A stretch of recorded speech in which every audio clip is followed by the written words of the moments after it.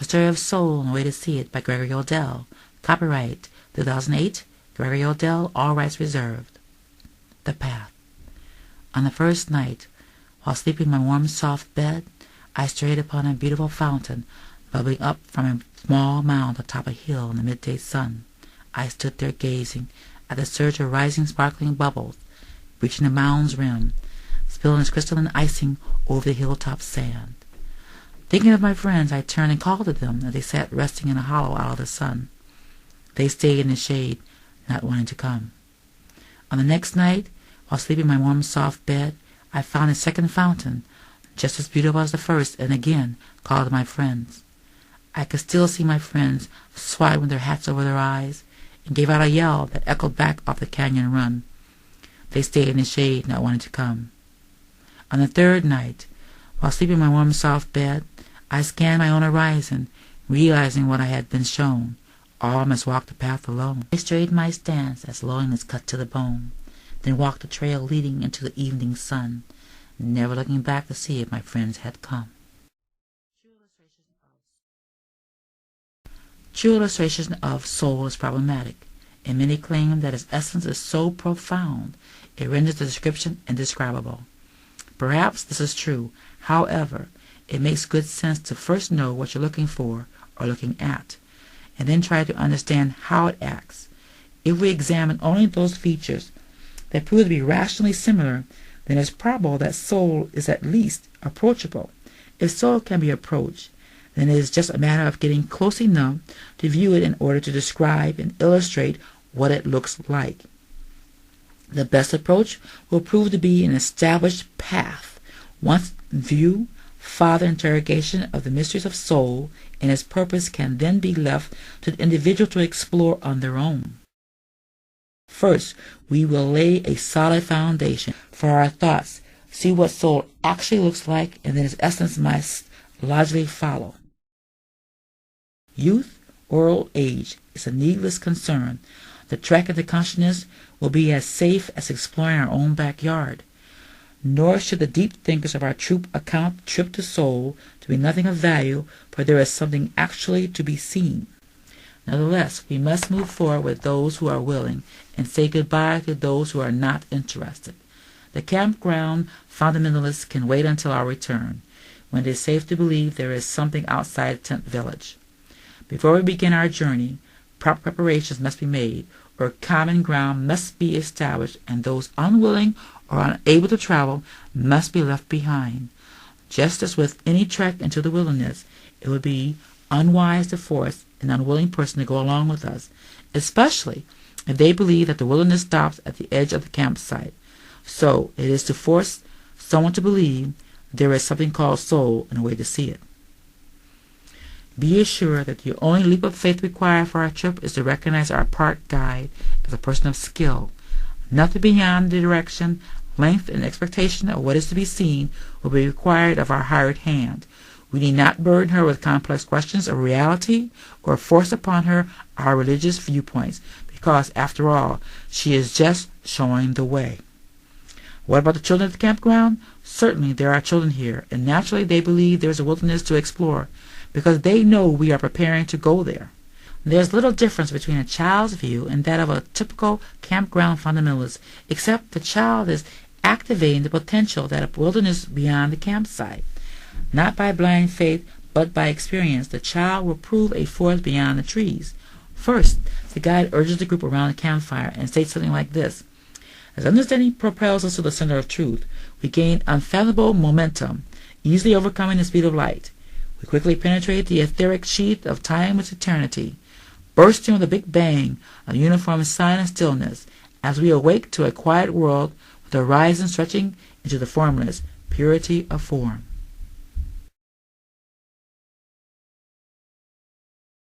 Excitement electrifies campfire consciousness.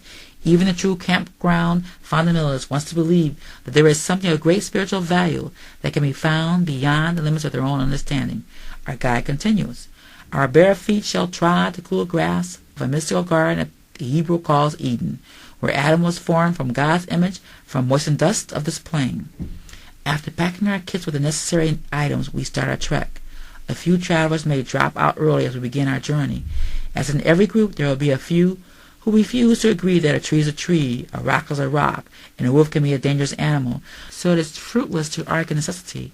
It's true that our trip could be relative or perhaps subjective, however. The travel brochure promises that there will be a point of focus where essential features will look exactly the same to all the travelers. There is a good chance to see Seoul, even if the off-season. Fiddling and tightening their wobbling backpacks, two businessmen and our troop mumble to each other, "What the heck? We are here. What do we really have to lose?" A few of our children are smiling and watching the chubby men. They say nothing. They know they will see Seoul. A woman from Kansas murmurs an unheard condescending remark about the Far Eastern couple to a soccer mom, glancing down when the camera toters look her direction. Behind some tall timbers, a retired physician shoves a whiskey flask at an old colleague, who grabs the flask grudgingly, only on a second thrust. He tilts back the flask, taking a big swig as if an expert, yet his face says, "Only because you're my friend." The old doctor stashes the flask back into his Fifth Avenue hunting trouser, as if the contents were rationed for emergency use only. Fortunately for his colleague, the good doctor hoards the elixir for the rest of the journey. It is our good fortune to also have with us the famed Mr. Diggs, on vacation from his editorial position with the journal Archaeology Now. He's accompanied by Mr. Ascot Kumar, an expert on Indian subcultures and Eastern religious faiths. Mr. Diggs looks inattentively out over a nearby lake simply called Nome, and Mr. Kumar gestures with his hands while lecturing in a deaf ear at the archaeologist. Perhaps Mr. Diggs has heard a similar proposition before. So much for the campers standing beyond the group gathered for our guide's safety briefing. While the norm of our group, the majority, attentively listens to the guide, company rules and policies being presented, an essential requirement for the trek. A few show irritation at the laughing children around their feet and glance toward the soccer mom busy with the activities of our Far Eastern couple. A tall man in the group suggests a prayer for the trip, and they all bow their heads without hesitation. Our good doctor bows the emergence from the camouflage of the trees. His companion, Dr. Jack Athea from Cambridge University, rolls his eyes sarcastically toward the sky, his eyes searching for the mysterious great sky god. As they pray, Mr. Kumar's voice is carried over the prayer via the lake called Nome. Swami Atmananda rebukes the claim, arguing Jiva refers to the soul. The individual self in the prayer Mata means God, which is in total contrast to the original text of the Vedas, whereas Jiva is soul. Many bowed eyes pop wide open as Mr. Kumar continues his pagan private lecture. Mr. Diggs continues to look out over the lake as the prayer ends. Mr. Kumar asks, "Are you coming? Diggs, are you coming?" They both move toward the prayer group, now busy sorting and stacking, focusing their attention on the soccer mom dragging two boys by their arms to backpacks lying on the ground. The bustle quiets down to a solemn, "Okay, we're ready. Which way do we go?" Our beautiful guide takes the lead. Our troop begins at once, single file up a narrow trail, rising up a rocky embankment. As sure as always, the moment the trek begins, everyone moans sighingly, "Why did I bring all this junk?" Everyone except Mr. Diggs, who wisely packed as if doing archaeological field work, and little Linda, too young to carry anything but herself. Fortunately, the trail levels quickly, widens and stretches into a cool, shaded forest, a welcome relief from the hot morning sun. Conversation dies a natural death as each member tires of their physical burden and instead engages in a hypnotic stride, stepping in cadence of one foot in front of the other. The children notice the humming sound of a huge swarm of bees over the constant swishing of rubbing vinyl packs against American jeans. No need to be alarmed. They've heard this sound before, confirmed by quick nods to each other. It is a familiar sound of unknown origin. You have heard it as a child, in the quiet of nature, and surely while swimming underwater. The mature members of the trail hear it too. They have learned to ignore this essential feature of soul that abounds about us and is always with us. Little Linda listens intently, as a kind of whistle, or perhaps the single note of a flute, grows louder, then changes its pitch as the sound emerges from the subtle buzzing that's all around. Unafraid, she knows she's not alone. The older travelers are happy to view the first summit, and chatter breaks out among them, overwhelming the subtle sounds of nature. What did she say? The thin man with a long braided ponytail asked his wife of seeming unkempt hair. Hank's hangout. Yes, just as it is painted on that rotting sign we passed, thanked the mother from Kansas. Her name is Jane, I think. Yes. Miss Plain Jane is the first adult to reach the summit, chasing the two uncontrollable boys.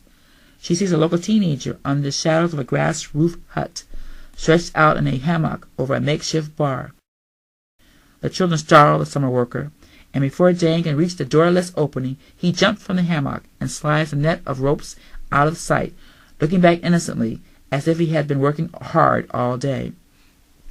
Quietly the group gathers into the veranda, taking seats in hanging hammocks and bamboo chairs. A roaring conversation erupts, while the much-awaited sandwiches are procured. Each peel back the brown paper disguising important distinctions between one sandwich from the next, those with mayo, without mayo, with pickles, and so on. Then, without a word, each guest folds the sandwiches back together and begin enjoying their lunch, as if one mind sharing the same thing. Two opportunists find the diversion appropriate to belly up unseen to the bar. Two young men vacationing from college ask for another beer, for the first can be served and waived before their 21st birthdays. They hand the summer worker a crisp $20 bill and say, "Keep the change." The worker murmurs loud to himself, "Why, this is the first tip I've ever earned." "Yeah, just keep 'em coming," drawls a future scholar. Our guide stands up and gives a little prepared speech.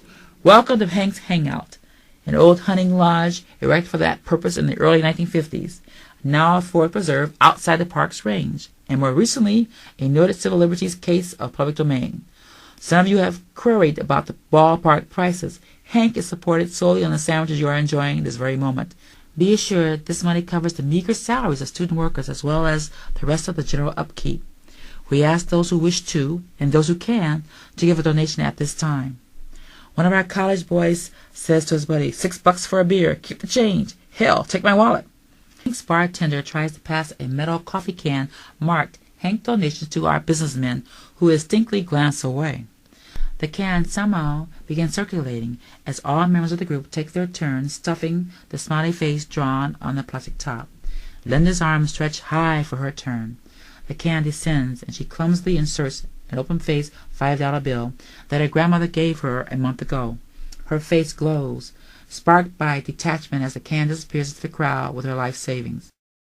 Our guide continues, pointing outside. Probate Court has given us, the guide company, the privilege to lease the small cylinder block building for dry storage for those weary travelers who wish to lighten their load. The young bartender calls out, as if on cue, trying his best to sound professional, "Last call to lighten the load." He holds up a key attached to a piece of lumber, sighs to ensure that it doesn't walk away again. The two businessmen instinctively glance toward the key and say silently to themselves, "Entrepreneur." The majority of our group queues up with their loads, as if publicly denouncing their sins. One at a time, the pilgrims drop their bags haphazardly in the small building, emerging back through the narrow passageway with a glow of forgiveness. Linda watches and smiles, wide at the procession, because she has nothing to let go of. The group slowly moves outside the scenic view that makes Hank's noteworthy. They watch a small, snake-like river as it lazily winds for the crystal-clear lake called Unknown of the valley of the unexplored beneath them. In unison, our born-again majority deeply inhales the refreshing mountain air and exhales slowly, glowing with the serenity that slowly fills their entire being. The corners of the traveler's eyes catch the good doctor sticking back into the many folds and pockets of his hunting trousers, and quickly look back over the valley, thinking, whatever he's doing must be forgivable too. For a moment our gazers relish their own humble ability as their shoulders droop slightly downward in a picturesque pose, suggesting, "This is how others see me, as a good forgiving Christian." Linda wonders if they are playing charades. The mood is broken by a stream of unintelligible words bouncing off the deaf ears of our archaeologists from the lips of Mr. Kumar. The two rambunctious boys stare at the motor mouth, wondering if he has an on-off switch. The guide gently breaks the group concentration and motions toward the trail. The gathering rambles toward a focal point in the center of a grassless circle, like robots, while their minds are engaged in some higher ideal. The children dance in the center like fairies, pretending to be pagan savages orbiting a sacred fire. Again, the subtle sounds of nature strengthen as the planets play homage to a dwarf star. The children welcome the heavenly sounds, while the adults imagine what the Joneses will say upon their return. But this time, one of the businessmen hears the familiar but forgotten rhythm of his youth, a subtle yet unmistakable beating of a drum as he emerges from the melodious tunes about them, beating in cadence with the marching hiking boots. First, he thinks it's the sound of his own heart, remembers his youth just for a moment, and then completely forgets as the sound fades into the distance. Mr. Jennings, a tall man who usually leads the prayer, is the first to see a trail marker with its point pointing on the side. He looks to our guide and she explains, "We have 2 more summits before our return trip, and time has obscured the original summit names. We have come to know them as his point and her point, respectively. We heard from those before us that around 175 years ago, a couple claimed this area as their homestead. But the story has so many versions it's difficult to tell which is right. The names have been long since forgotten, so we simply call them his point and her point." As the trail turns, they come upon a tented veranda and a teenage girl in the middle working what looks like a hot dog stand. They're all relieved to find that her cart contains all kinds of sweets, even some more sandwiches for those who are still hungry. As soon as our troop eyes the "no charge" provided by sign, all the goods are quickly depleted from her cart except the saltine crackers, sealed tightly for the ages in cellophane plastic wrappers, with black painted lettering on top labeled "My Point." Our guide explains that a feminist group had come before them and built a stone monument. All the women smiled and thought, "My point." As they looked over the vista, they see an odd-looking shape on the side of a hill. As the adults stand, squinting their eyes to bring the distant object into focus, the children mimic their movement. The good doctor laughs and explains to the children, the older you get, the greater the need to squint to focus on things at a distance, because the cornea muscles get too weak to elongate. Stretch the opening of the pupil wide to bring the distant object into focus. One of the children says, "He must have real good eyes," and then points to the odd-shaped face on the bluff's steep north side, which seems to be carved from the rock. The hill bluff comes into focus, and what they earlier missed in detail, they now all begin to see. A huge, funny-looking face, seemingly carved into the cliffside, every year is humming with a beautiful, melodious sound. Our guide tries to explain. On my first trip here as an apprentice, the carved cartoon features struck me with awe. I could not laugh, for its very presence filled me with a bliss I have never known. Something about its complex simplicity is completely familiar to me. The group eyes a perfect rainbow beyond the cliff face, but says nothing. Miss Coomer puts in his 2 cents that no one hears. They all march toward the cliff face. The huge face shines in the sun with 2 huge, stretched, elongated eyes. Sally, a young girl amongst the children, calls out, "It's a clown!" The subtle features fade quickly into the rock crevices as the illusion of the clown face quickly disappears as they near the cliff face. Despite the sun no longer in their faces, a discouraging steep trail is in view, and one by one they line up in single file and begin climbing the cliff wall. Huffing and puffing, the 2 chubby businessmen are the last to emerge from the natural steps to a shaded plateau in front of an old abandoned mine shaft. Mr. Jennings is yelling to Mrs. Jane, who apparently follows several children into the shaft from the tunnel's entrance. The guide tries to speak over the loud voices. "It's quite all right. The structure is in good shape, has recently been inspected." Our group huddles around the dark hole, looking in despair, as if silently saying, "All the way up here for this?" Our guide instructs the troop, "Please, only small groups at a time, and leave all your belongings there on a picnic table. It's very close-quartered inside." As the group accepts the fact that Mr. Jennings, Mrs. Jane, and children are first come, first served, eagerly await their turn.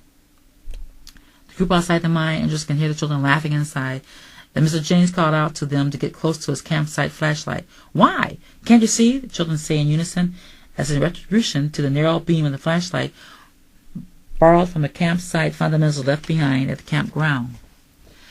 Inside the tunnel, some 50 feet from the shaft entrance, the walls expand to a dome-shaped room as the wide-eyed adults watch the children dancing around some unknown orb of light emitting a mystical blue hue from the center of the room. Mr. Jennings and Mrs. Jane stand like wallflowers at the farthest distance from the center of the circle. Children sing in cadence, I am that, I am, Sam I am. Other children join in, I am that I am, Sam I am. Children continue the chorus, intensifying the rhythm and the tone of their melody every step as repeated. Children, hush! Barked Mrs. Plain Jane, to deaf ears of the children dancing in the blue light. Jane, don't you see it? Asked Mr. Jennings. What? The light? No, not really. Do you see it? And begins laughing while extending his flashlight. Of course, Sam, I am. Mrs. Plain Jane face lights with a crystal light, as quite possibly her first real smile cracks the norm of her face. Mr. Coomer enters the mind uninvited, as if thinking to himself why the guy didn't mean me, and emerges into the cavern room with eyes wide with excitement. He begins to give a discourse. He is shocked to find, however, perhaps for the first time in his career, an audience actually attentive and waiting to hear what he has to say. Taken aback by the unexpected attention, Mr. Coomer stutters and looks down to the ground, then lifts his head as it bursts with sparkling white light, as he barks in a condescending voice, This is what I tried to explain to my students, but they never seem to get it. His face shines, as if it's the first time he got it, in the children's cadence, I am that I am, Sam I am. The Indo-Aryan rhetoric improves greatly as he descends from his academic pulpit to the level of the audience below, and explains that if he has solely held a secret for ages, but now, finally, someone sees the light as he sees it, he thinks to himself, there may be hope for these dull minds after all. Mr. Coomer continues with a whisper, as telling an ancient parable in response to the rhythm of the children singing.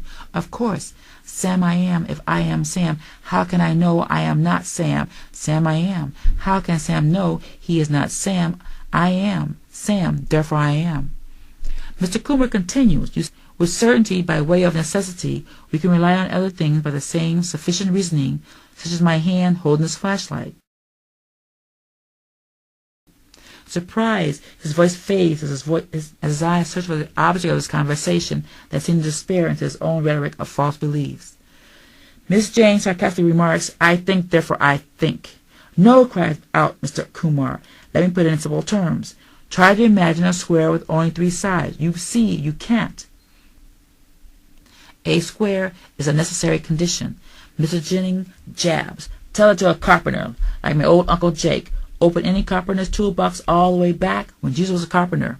Inside you will find a triangle, which they refer to by its proper name, square. Okay, children, let's move outside so everyone can have their turn, commanded Mr. Jennings, and all of a sudden the walls of the cave are consumed by the light. Like snakes shedding their skin, their bodies fade away as the light ruptures every pore of their bodies, yet everyone is still happily singing as the sound of wind roars through the narrow confines of the cave. The sound of the wind drowns out the laughter in the man-made cavern, much like when a symphonic conductor brings down its baton. But in this case, the sound of hundreds of woodwinds bellowing from the depths below the man-made tunnel, and 1,000 violins slowly march upon them. A massive tidal wave of heavenly music hits them, and then crashes again to a quiet stillness. They see themselves as what they really are, deep within their being, soul, the light of their mind, the jewel of their own consciousness, appearing like a snow-white pearl, beaming out in all places and all time, a blissful, eternal presence, encompassing all places, all time, and all-knowing. Sarv, Vyapak Sarv, Gyani, Sarv, Shaktiman, mumbled Mr. Kumar, inadvertently speaking out their literal meaning in his mother tongue, quite taken in by the magnificence of the moment. Linda calls out, but is no longer heard as a child whispers, I am that. Mr. Kumar, for the first time in his life, speaks without self-motivation and says, yes, I am that. They all speak as one while viewing their lives beneath the heights of the newfound awareness. Not a question arises amongst them as they view their lives in the lower world created by intelligent design, a journey for experience with purpose and meaning. The spelunkers wonder, how did I ever forget that I am soul. The next moment they are standing in the cave, each and every one in a 360-degree view of a ball of white light, the light of soul. Faces shining, unafraid, they are quietly step out one by one, making room for the others. Mrs. Jane loudly mumbles, "The good Lord was with me all the time." Linda catches Mrs. Jane's hand and says, "Never, never, never forget." And the children began a pact by saying over and again, "Never, never, never forget." They emerge as a crowd of the mind enters gawks and twists their heads in bewilderment, and not knowing why the emerging troops looks transformed. The next group enters the tunnel as the two businessmen annoy the guy with charts drawn with sticks in the dirt, mathematic figures showing returns on investments. Mr. Coomer has Mr. Diggs' ear again, but this time Mr. Diggs is actually listening. Mr. Diggs begins showing Kumar the remnants of what could have been an ancient tribal site at the mouth of the cave. As Mr. Kumar tries to explain to him in vain that the site was possibly occupied by ancient people 1,000 years before the earliest known human dwellings in Africa.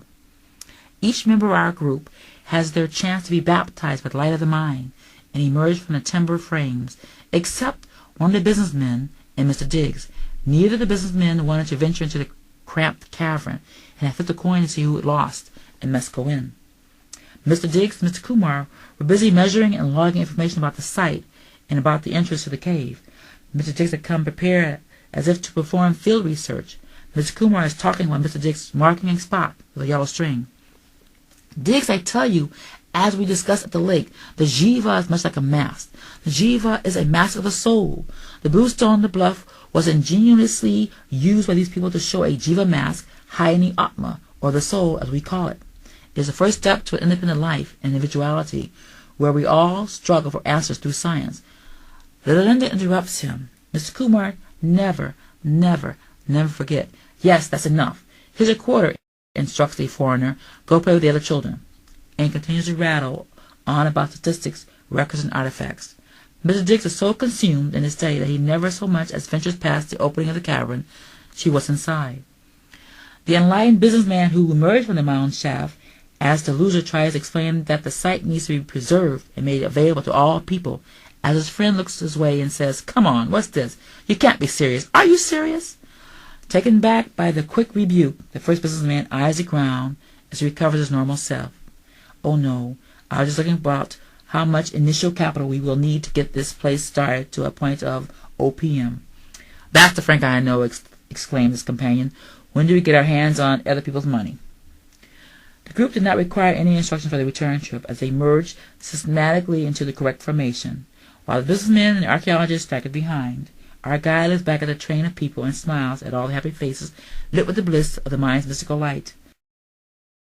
The guide proudly walks straight with chest pushed out and pivots on the spot like a band leader.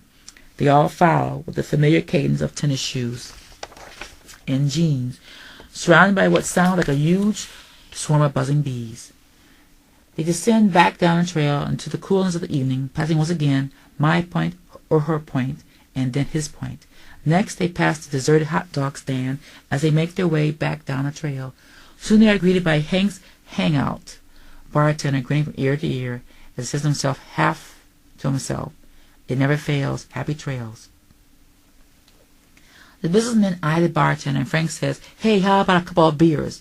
The bartender disappears under Hank's grass roof and pulls 2 ice-cold ones from a mental bin of half-melted ice.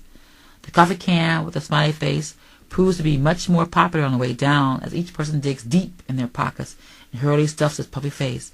Linda has a hard time reaching up high for the can, till they round the bar, where the 2 businessmen stand, turning heads away as if the can were a virus.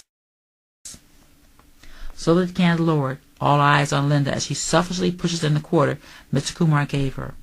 The smiley face can is placed back on the bar, its mouth stuffed with bills of all denominations.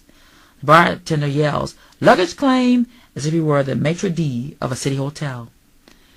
The group moans as it moves to the small building. One after the other pick up their packs. It is quite an interesting sight to behold.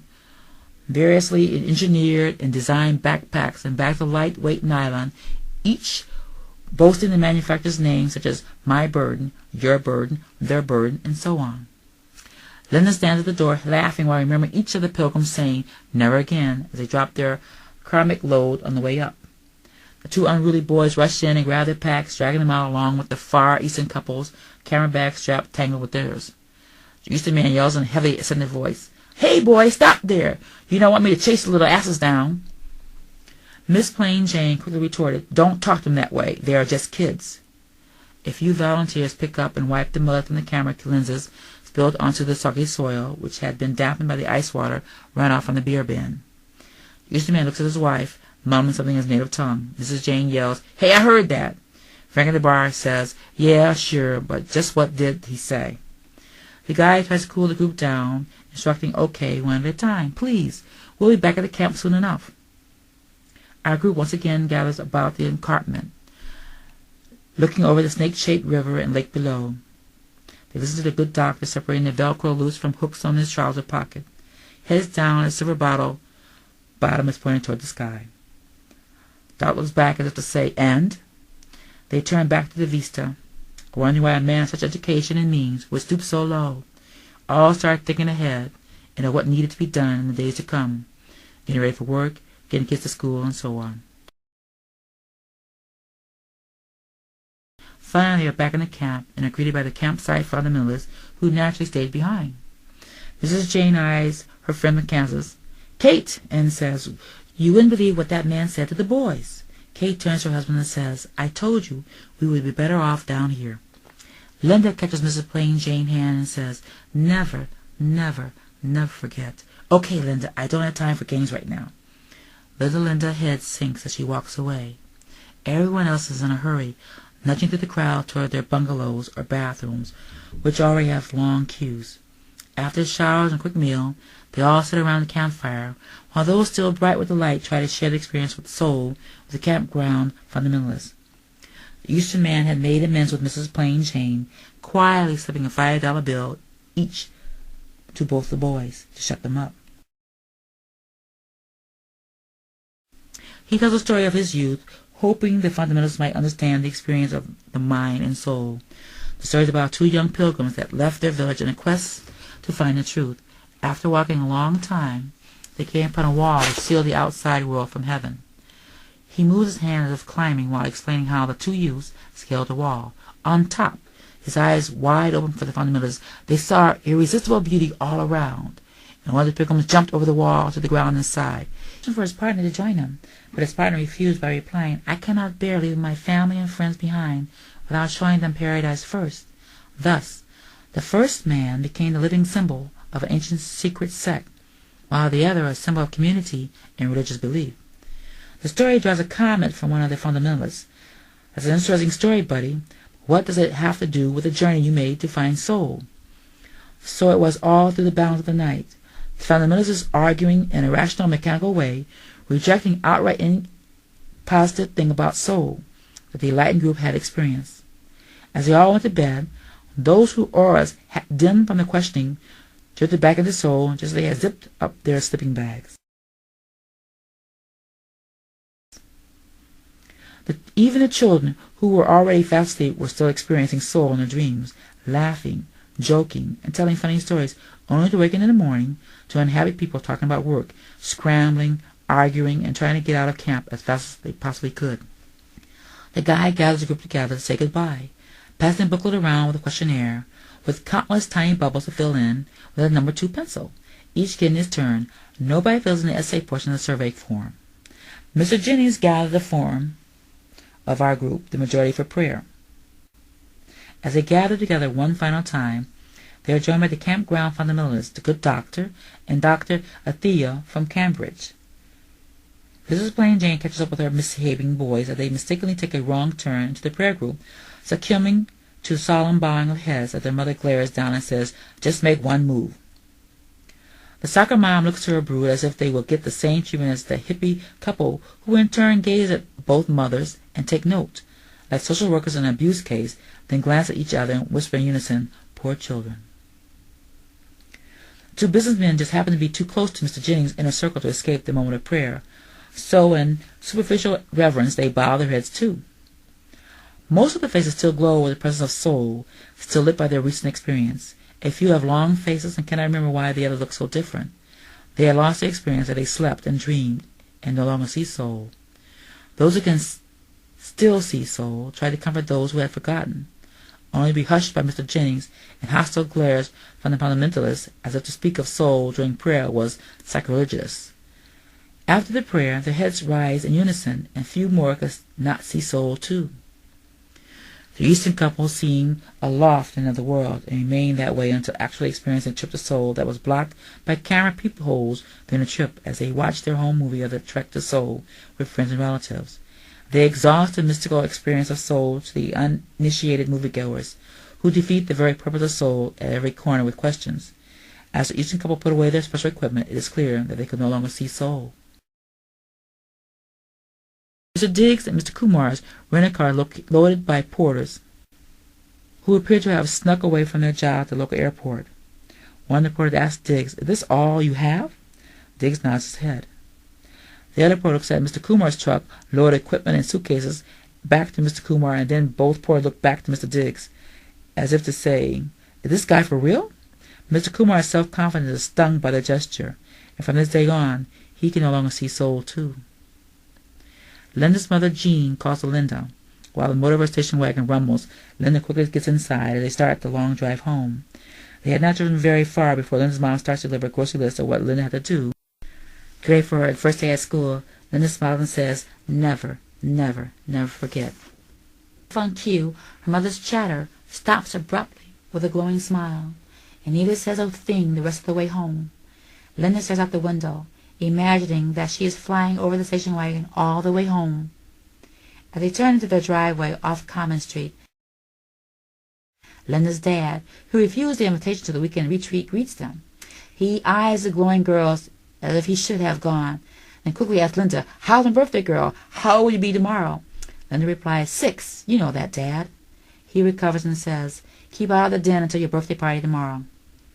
Linda darts to the den to find a drooping paper sign that reads, "Happy Birthday, Linda," surrounded by half-price Christmas ornaments that her dad bought at the dollar store last year. The Linda mom will not let him use to decorate the Christmas tree. After dinner, Linda mom sends her to bed.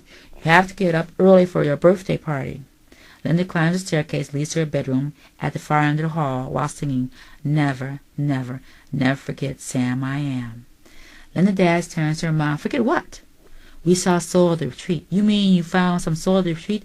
Her eyes drop and she says, "Yes, that's what I mean." They continue the conversation after he turns off the bedroom light. She says, "Really, Jim, what I meant was, we saw soul." To which Jim responds with a sleepy voice, "That's nice." Lyra's face darkens as she questions what she was shown in the mind and drifts off to sleep. When she awakens, she will no longer see soul. Linda and her dad had the party going well for Linda mom wakes in the morning from the children's laughter and makes her way to the decorated den. She makes it to the party den, anxiously scanning all the familiar faces with colorful cone party hats and snail-shaped whistle blowers. A group of little children all sitting around the table, desperately trying to act like adults, as Frankie, a boy Linda just met at the camp-out retreat, runs around and sees the children, blowing a cardboard horn at each face that he passes by. Wanda, Linda's best friend, turns to Linda and says, "Frankie is so childlike. I don't think he would ever grow up," as she removes a paper cone party hat. The other boys and girls do the same. Linda's the last to take off her hat. Linda then says to the now mature partygoers, "Some people never, never grow up. On this day and evermore, Linda will not see soul too." Frankie, many years later, is still blowing his cardboard horn in everybody's faces. If we examine only those features that prove to be rationally similar, then it is probable that soul is at least approachable. If soul can be approached, then it is just a matter of getting close enough to view it in order to describe and illustrate what it looks like. May I never, never, never forget. Frank Lee True.